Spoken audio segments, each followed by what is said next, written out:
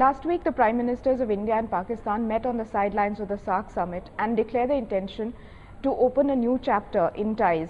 There is talk of a liberalized visa regime and normalization of trade relations. This is yet another effort in trying to forge peace between the two countries. But will they really work? With me to discuss this is Commodore Uday Bhaskar from the National Maritime Foundation and Dr. Biswajit Dhar from the Research and Information Systems think tank in Delhi. Sir, to you first. Pakistan is finally moving towards, granting India MFN status. There's a reduction of the movement towards a negative list rather than a positive list. Will this actually work towards peace between the two countries?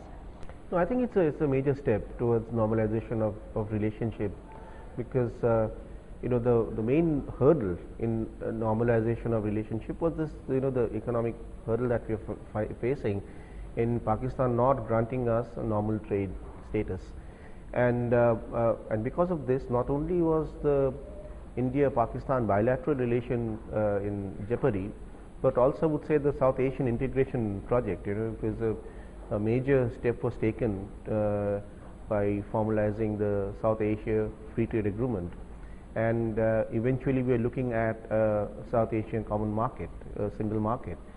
And if the two largest economies are not playing ball, then this project was really getting affected, and the peace and prosperity in the entire region was getting affected.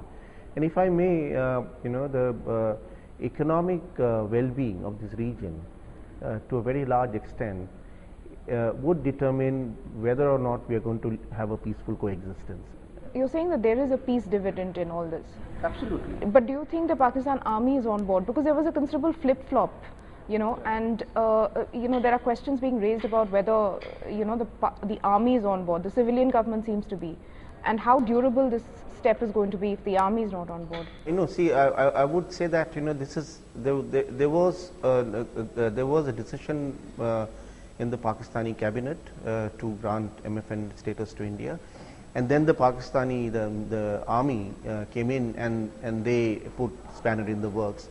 But soon after, the commerce secretaries have met and they have reiterated this position that MFN, is just round the corner. I would like to bring Commodore Bhaskar here because what I'd like to ask you is, this whole question of trade as a vehicle towards peace between India and Pakistan, that's been discussed ad nauseum, isn't it?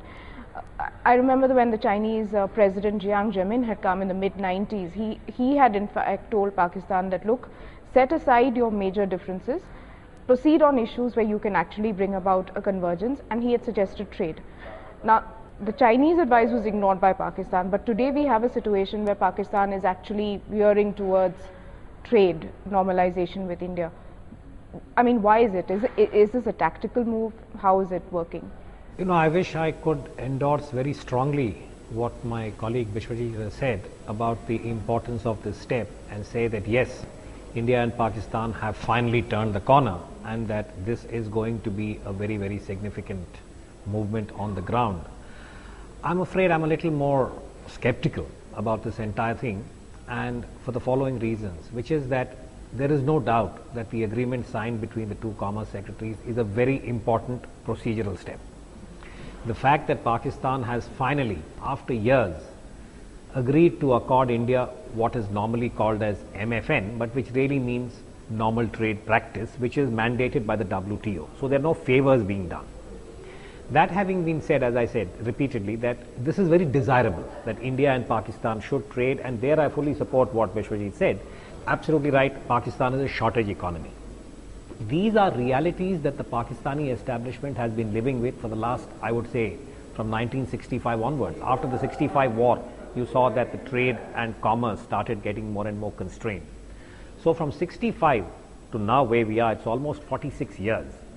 The Pakistani establishment has chosen to deny itself what would be the most logical and most profitable means of interacting with India. Now that they have been brought literally kicking and screaming to the table, it's because of, I believe, three reasons. One is the internal situation in Pakistan is becoming even more precarious than it was in the past. There is a very strong lobby within Pakistan from the chambers of commerce and even the common man, to say that if we cannot get atta and sugar for Eid when it's abundantly available in India, why are we not getting it from them, and why this third party, whether it's a Dubai or a Singapore?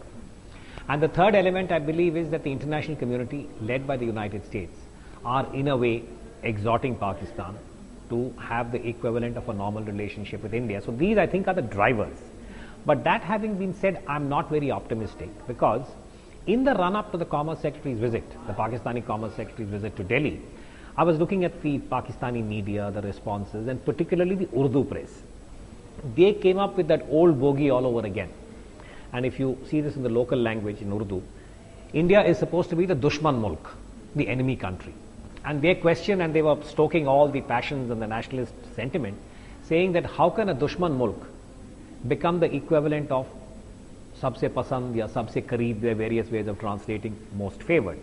Now, there is no logic to it, because the MFN is really a kind of semantic choice for a normal trade relationship. Now, the army itself does not seem to have really put its whole heart behind this. I mean, they are sort of politely saying, yes, we will not stand in the way. That's quite different from saying that we will make this happen. So, as of yesterday, when I was looking at again the Pakistani blogs, and while everyone says, yes, it's a good step, we should be doing something, the question they are all asking is, how will this be implemented? The spirit in which it will be implemented. Now, hypothetically, if you stop every Indian truck which is entering the border, Wagah or otherwise, and say that we're going to put security checks of a very intense order, meaning every truck will take 2 hours as opposed to 5 minutes, which should be the amount of time you need to check papers, etc., etc. Then, in a way, you're going against the spirit of the agreement. I do not get a sense that the Pakistani establishment is fully behind this, and there are many vested interests who are today benefiting from the clandestine trade. After all, India and Pakistan have a robust clandestine, come smuggling, come criminal tracks as far as trade is concerned. I am told they generate anything between $2 to $3 billion. Now, these are stakeholders in the status quo, meaning that don't let the MFN move.